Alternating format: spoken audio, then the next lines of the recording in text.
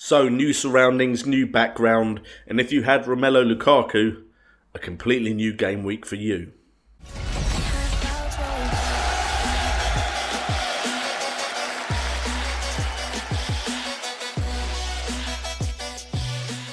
What's up guys, and welcome to FPL Today, your Fantasy Premier League show for hints, tips and tricks for every single game week during the season. I say every single game week, that's a lie, because I have been moving flats, hence the new backdrop, just a simple white wall behind me, hence the fact I'm reading all my notes off my phone. I will hopefully do as good a show as usual. As you can see, brand new layout made for me by Roxel Graphics to show that I am now part of FPL Updates team, doing their weekly video on their website. Go to their website to check that out as well.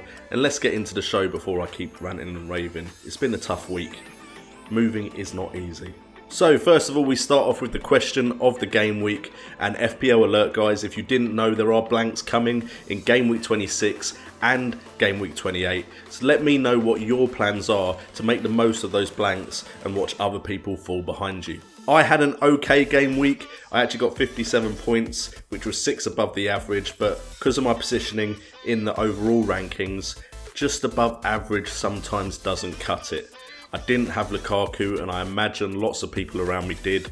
Fortunately, Stanislas didn't play, which meant Giroud came off my bench, so I did get a decent score, but I have dropped in the ranking. Getting just over 1.5 million in the game week rank, that means I've dropped to 30,187. That leaves me on 1,341 points, and my mistake was not bringing in Lukaku. I did actually consider him, but went for Sigurdsson instead, who did still score against Man City, but I was looking for the differential when I should have just gone for the popular choice. And looking at my classic and head-to-head leagues, Christmas was over a month ago, but my classic and head-to-head league ranks were littered with reds like a Christmas tree.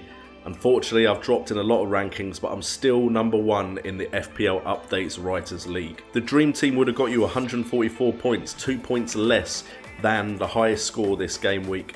Big defensive points from Kone and Ranocchia, probably said that wrong.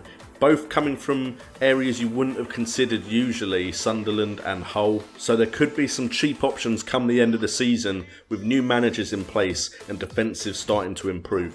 In the midfield, we have Mkhitaryan and Barkley. To me, Barkley is the better option because Mkhitaryan does have some blanks coming up, whereas Barkley is one of the few main players in FPL that doesn't have any blanks coming up. So it could be worth bringing him in, especially if Everton can keep scoring. And up front, Defoe is always a threat in front of goal. Romelu Lukaku dominated the headlines, but Gabriel Jesus has also announced himself as an FPL option. If he can keep Aguero out the side, he could be a great pick at 9.2 million. And that is why Gabriel Jesus is my star of the week at 9.2 million, scoring 2 goals in 1 game, better than a lot of the more expensive strikers this game week. He scored those 2 from 4 attempts on goal, 3 of which were on target. He had a minutes per chance of 24 minutes, with shot accuracy of 75% and goal conversion of 50%. And my fall of the week, well, that's going to be Dimitri Payet, because look how good West Ham look without him. If we ignore that Man City game, West Ham have looked impressive. Now we move on to the FPL Hotlist, my way of trying to pick the players who we should be watching or putting into our sides before the next up and coming fixtures. We start with the goalkeepers, and Heaton and Foster, my favourite 2, are still there in the hot list. I really think you should consider both of them, but my main choice this week is Joel Robles. Coming at 4.7 million, he's got 2 clean sheets in the last 4 games and conceded only 4 in the last 4 games. And with total saves of 18 with the likes of Middlesbrough and Sunderland, as well as West Bromwich Albion and Hull coming up in his next 6 fixtures, I think he could be a great pick for your sides as long as he can keep Stekelenburg out of the Everton lineup. If we look at defenders, Marcus Alonso and Seamus Coleman are still in the hot list, but they are beaten up by someone coming out of nowhere, Harry Maguire, in that whole side that now look more defensively solid under new management. In the last 4 game weeks, he has 2 clean sheets and has only conceded 3 goals. And if we look at who Hull have faced, Man United, Liverpool, they have kept clean sheets against some really tough opposition. And on top of that, in the last 4 game weeks, he's had 8 chances on goal. That's 2 a game. So Harry Maguire at that cheaper price could be well worth a look. We move on to midfielders, and a lot of the heavy hitters have dropped out of the hot list as cheaper options become available. Snodgrass looks like he's got a point to prove in that West Ham side. Ross Barkley doesn't have any blanks coming up, so he's going to play hopefully in every game week. But coming top of the list is another player with no blanks, and that's Gylfi Sigurdsson. At 7.4 million, he seems the most important player. In the last 4 game weeks, he scored 3 goals from 13 attempts, 7 of those being on target, and he also has an assist. His goal involvement rate for Swansea is 66.7%, so we know he's likely to be involved in anything good that Swansea do. With Leicester, Burnley, Hull, Bournemouth and Middlesbrough in the next 6, Sigurdsson could bring in a lot of points. And then we go to the forwards, and the likes of Harry Kane, Ibrahimovic and Diego Costa have all fallen out of the hot list, because the players I'm looking at right now are Jermaine Defoe, Gabriel Jesus, and then at the top of the pile is Romelu Lukaku. Again, no blanks, and he seems on form, and Everton do have some nice tasty fixtures coming up. In the last 4 games, he has had 5 goals from 11 attempts. Fair enough, only 5 of those have been on target, so he's scored with every single shot he's had on target. His goal involvement rate is 41.7%. I prefer it to be a bit higher, but that's still not bad considering you know he isn't going to miss any game weeks. And with Middlesbrough, Sunderland, West Brom and Hull in the next 6, he could be getting a few goals in those fixtures. So that wraps up the hot list. Is there anyone you think I've missed? Let me know in the comments down below. And also for those of you that didn't know what a blank is, basically because of fixtures in the FA Cup and the League Cup, sometimes teams do not play in a game week later on in the season, and those players won't get points in that game week.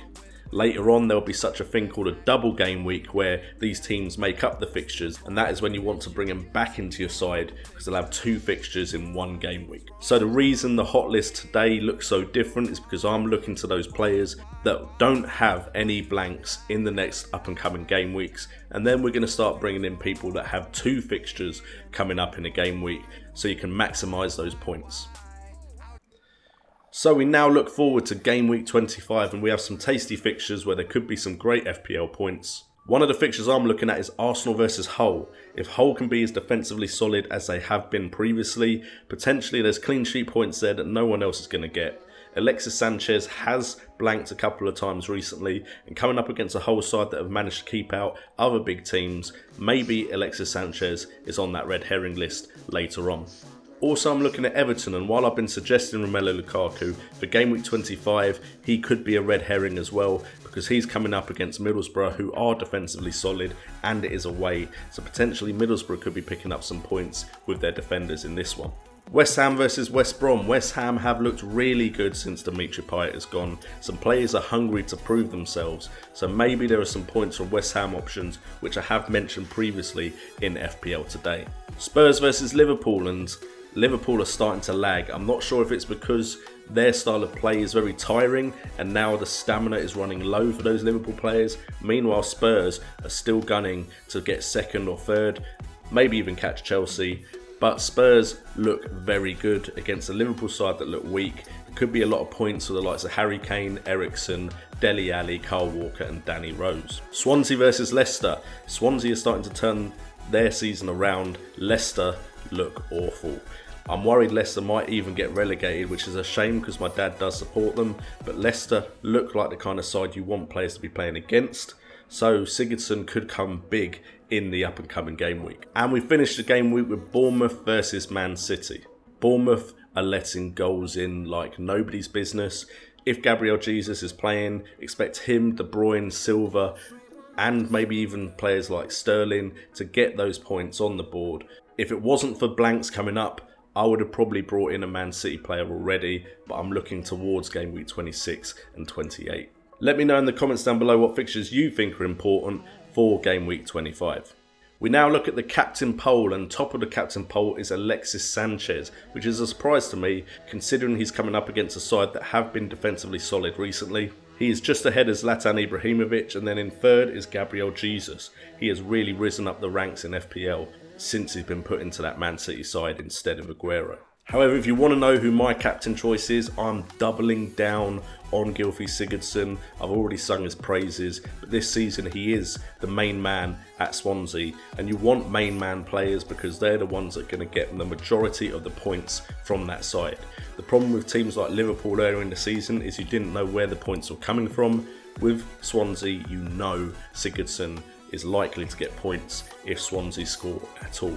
This season he has scored 8 goals and got 7 assists with 73 attempts on goal in total. His shot accuracy is 46.6% with a goal conversion which is pretty low at 11%, but that is okay considering the price he comes in at. And his goal involvement for the Swansea side is 53.6%, so I think Sigurdsson could get some points against Leicester this up and coming game week. And finally we end the episode with my red herring, and my red herrings are, and I spoiled it earlier, Alexis Sanchez and Romelu Lukaku.